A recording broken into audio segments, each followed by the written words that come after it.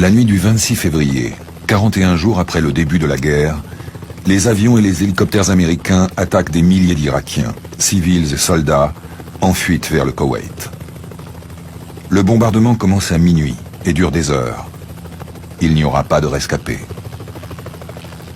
Le lendemain, les poules de reporters filment 80 km de route, jonchées de milliers de carcasses de voitures, de bus, de camions et d'une poignée de tanks. Les cadavres ne seront jamais dénombrés.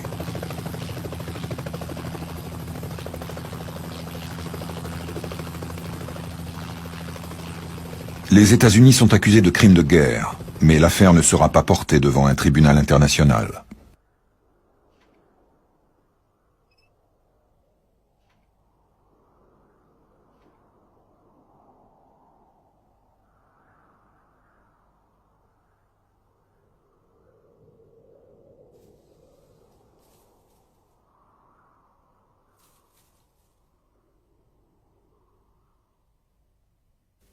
Et que va nous montrer la télévision américaine?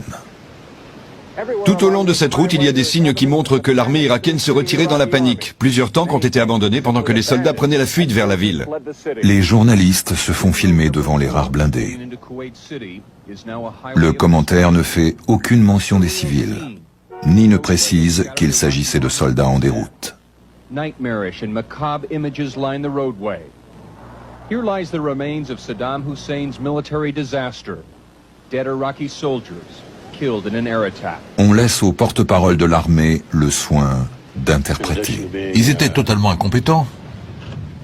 Mais c'était aussi des voleurs et des meurtriers.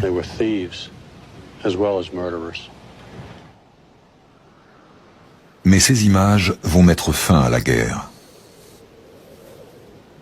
De telles images de massacres peuvent faire basculer l'opinion publique contre la guerre et briser le mythe d'une guerre propre et chirurgicale.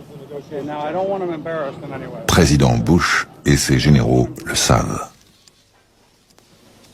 Les images sont diffusées le 27 février. Le 28, Bush déclare un cessez-le-feu unilatéral.